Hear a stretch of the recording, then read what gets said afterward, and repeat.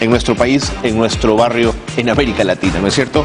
Julio Carrión, profesor asociado de Ciencias Políticas y Relaciones Internacionales de la Universidad de Delaware en los Estados Unidos, nos atiende a esta hora de la noche. Julio, ¿cómo le va? Bienvenido, qué gusto poder conversar con usted.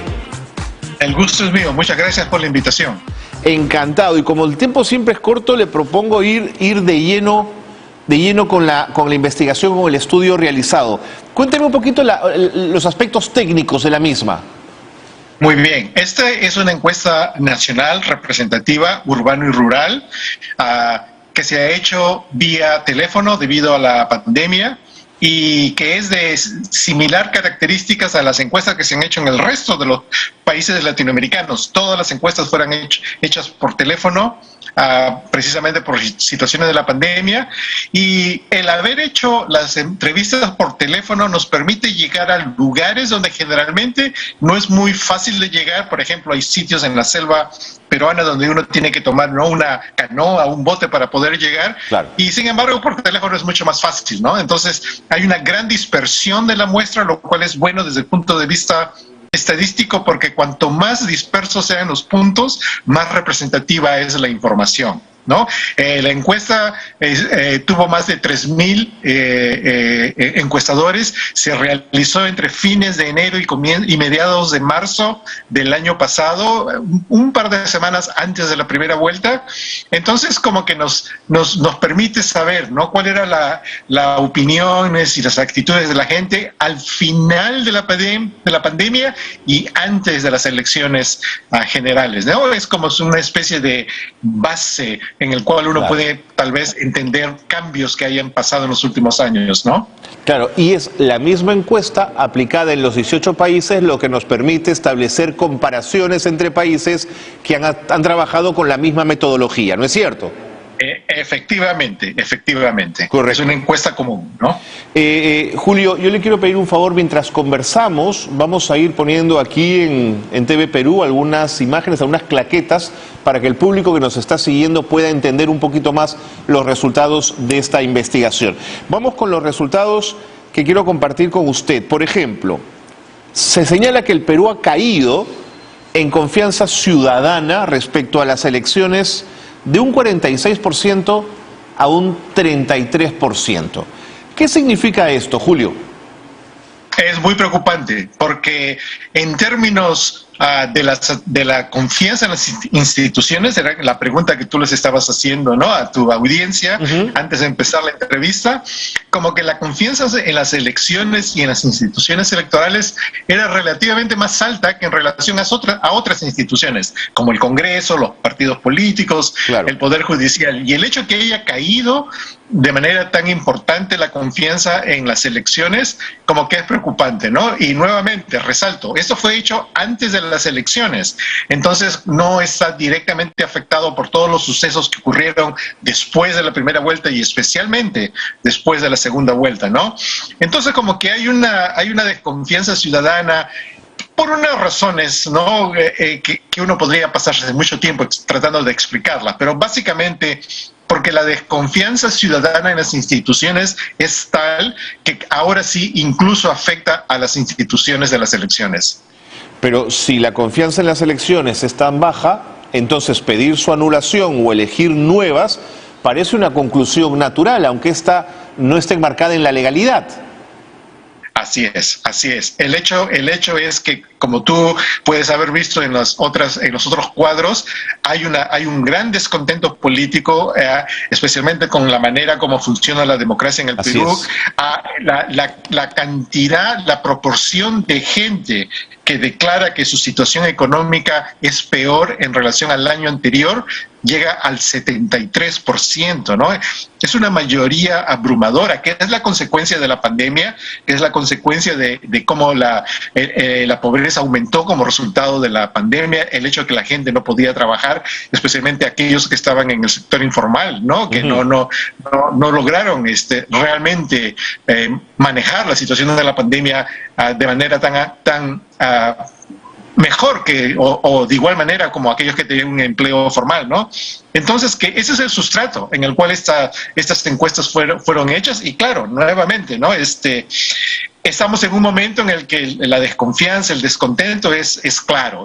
Ya habían indicadores en los años anteriores, ¿no? Es decir, el Perú en general, cuando uno lo compara con otros países de la región, tenía indicadores de desconfianza política más bajos que el promedio regional. Ahora son incluso más bajos. Correcto. ¿No? Julio, estamos compartiendo el cuadro que tiene que ver con la satisfacción con la democracia, ¿no es cierto? Un 21% de peruanos está satisfecho con la democracia. ¿Qué te dice este dato, Julio? Bueno, me dice que el descontento político es prácticamente generalizado, ¿no? Y aquí uno como que, esta es una pregunta resumen, en el sentido que sintetiza, ¿no? Más que una evaluación específica de una institución, sintetiza la actitud de la gente frente al conjunto del sistema político, y claramente una muy pequeña mayoría que apenas supera el 20% está contenta, ¿no? El descontento es bastante alto. Es grande ahora. Y creo que eso explica también lo que pasó después, ¿no? Es decir, los resultados de la primera vuelta, donde la votación fue muy fragmentada, y luego el proceso de polarización que ocurrió en la segunda vuelta, ¿no? Correcto. Este otro cuadro que estamos viendo pregunta: por 6 de cada 10 peruanos cree que la corrupción está muy generalizada, 62%. De cada 10 peruanos, 6 creen que la corrupción es parte de la estructura. Así es, muy generalizada entre los funcionarios públicos, ¿no? O sea, la pregunta es incluso específica en relación a los funcionarios públicos, lo cual, en términos técnicos, ¿no? Los cientistas políticos hablamos del cinismo político, ¿no? Es decir, la gente no cree en sus representantes, y en este caso no cree en las personas que están empleadas para servir a la población, que son los funcionarios públicos. Y el hecho que el 60% piense que están involucrados en la corrupción es bastante preocupante, ¿no? Sí. Y claro, cada día vemos en los periódicos instancias, ¿no?, de corrupción que van desde el alcalde del pueblito más lejano hasta autoridades en las instituciones nacionales, ¿no? Julio, con lo que nos ha costado siempre recobrar nuestra democracia, este dato respecto a la tolerancia frente a los golpes militares, solamente ganarle a Jamaica, Julio, esto no solo entristece, sino que nos hace pensar muchísimo en que hay que trabajar por un nuevo pacto social, por una nueva relación de confianza entre los peruanos. Y por mejores instituciones, ¿no? Por un Estado que satisfaga las necesidades de la población, que les dé una razón para defender a sus instituciones políticas. Sí, es muy preocupante, ¿no? Y creo que la pandemia evidenció las profundas carencias del Estado peruano en el área de la salud, incluso en el área de la educación. El Perú es el único país de la región en la cual los colegios estuvieron cerrados por casi 2 años, sí, ¿no? Dios mío, se ha perdido una generación ahí, ¿no? Tremendo, ¿no? Julio, tengo otro cuadro que me llama también la atención, y es la confianza en el Congreso, que además en el 2006 tenía un 17% que ya era bajo. En el 2019 cayó al 9% y en el 2021 está en 12%, que es absolutamente irrisorio. Entiendo que no hay congresos populares en general en el mundo, pero estos números tampoco, ¿no es cierto? Claro, esto es son los empleados del Congreso y su familia que aprueban el Congreso, ¿no? La mayoría de la población tiene un rechazo muy alto, ¿no? Y que es consistente también con la actitud que la gente tiene frente a los partidos políticos, ¿no? Es decir, hay un desencanto que es abrumador. Sí, Julio, pero cuando te pones a mirar de eso, cuando le pones la lupa a ese tema, también te preguntas, ¿y qué han hecho los partidos por renovar ese nivel de confianza, por fortalecerse para ser los verdaderos interlocutores entre el poder y la gente, Julio? Así es. Yo creo que esto es un fracaso de las instituciones y específicamente de las élites políticas, de la clase política, ¿no? Y creo que el hecho que tenemos partidos que son tan faltos de disciplina, ¿no? O sea, en la entrevista previa que tú tuviste con el congresista de Acción Cusco, Popular, ¿no? Así es, de Acción Popular, él reconocía que es un partido que tiene poca disciplina en comparación con otros países, otros partidos que son un poco más disciplinados, pero disciplinados en un sentido en el que sería bueno que no tengan tanta disciplina, ¿no? Sí, por el tipo de política. Ha sido una buena asociación la que has hecho, Julio. Tengo otra gráfica para compartir con ustedes. Cuando quiera, señor director, vamos a cambiar. Esta es la de la confianza en el Congreso, que mostraba esas caídas importantes. Ahora tenemos esta, la confianza interpersonal. Para mí esto es tremendo, porque significa que no confío en mi vecino, no confío en el señor de la tienda, no confío en el que maneja, no confío en el del taxi, no confío en el del bus, no confío en la señora que me sirve el almuerzo. Ellos no confían tampoco en mí. ¿Esto cómo se construye una sociedad en estos términos? Es muy difícil, es muy difícil. Los estudiosos de ciencia política siempre relacionan este indicador, la confianza interpersonal, con la salud de la democracia. Y en general, países que tienen niveles muy bajos de interconfianza personal son los que tienen más problemas con el mantenimiento de la democracia. Y entonces como que nos pone en una situación de border, ¿no? Estamos en el precipicio. Estamos en el precipicio, ¿no? Y entonces la cuestión es cómo no caerse, cómo evitamos caernos. Y creo que también refleja el hecho de que la gente es tan desconfiada, refleja el tipo de política que se practica, ¿no? También es verdad. En el que uno no está dispuesto a ir más allá de su círculo más íntimo de allegados en la familia, tal vez en los paisanos, ¿no? Y entonces como que la clase política no está dispuesta a ir más allá de gente en la cual uno no puede tener un conocimiento directamente personal, pero uno sabe, ¿no?, de las capacidades de esos tecnócratas, pero uno no tiene la confianza para emplearlos, ¿no? Precisamente por este alto nivel de desconfianza. Julio, tengo una profunda envidia por Uruguay. ¿Qué cosas hacen los uruguayos que siempre están ahí? Creo que tienen una clase media grande y muy educada, además, Julio. Sí, es cierto. Además, país pequeño, ¿no? También es verdad. Es decir, es importante no recordar que en términos de población, Uruguay probablemente sea del tamaño de San Juan del Lurigancho. Claro. Para ponerlos en perspectiva, ¿no? Pero también es cierto, es la educación, es la tradición democrática, es la izquierda que tienen, ¿no? O sea, es una izquierda que ha estado casi 20, 25 años en el poder, que nunca se le acusó de ser no democrática, o que nunca se le acusó de ser corrupta, y que cuando perdieron las elecciones y dieron paso al poder a otro presidente que es más conservador, que es el actual presidente, y que si pierde las elecciones, bueno, se va a ir a su casa y el que viene lo va a reemplazar. Es decir, es un país con una cultura política mucho más sólida que varios de los países de América Latina. Tal vez Costa Rica sea el país más cercano al Uruguay, pero Costa Rica está ahora pasando una serie de problemas porque también están enfrentando situaciones de la desconfianza con los partidos políticos, ¿no?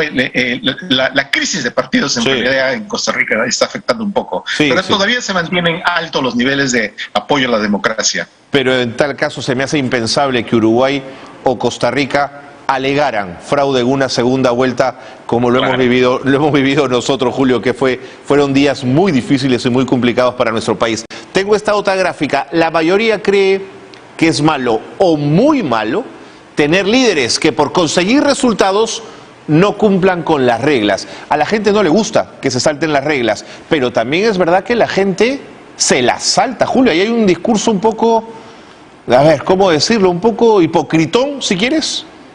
Sí, bueno, pero y tampoco es una mayoría abrumadora, es decir, es ¿cuánto? 54%, ¿no? Sí, 54%. Es decir, apenas la mayoría está en contra de eso, lo cual significa que la otra mitad como que tiene una actitud neutra o estaría bien, ¿no? Es decir, como que hay dos maneras de ver esto, ¿no?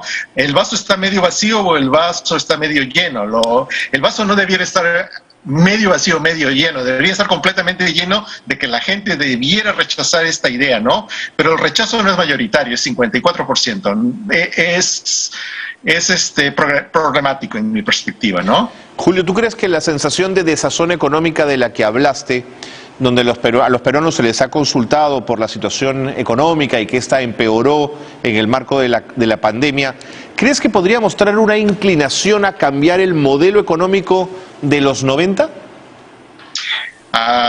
Yo creo que el impacto más inmediato sería una crisis política que tal vez podría llevar a eso, ¿no?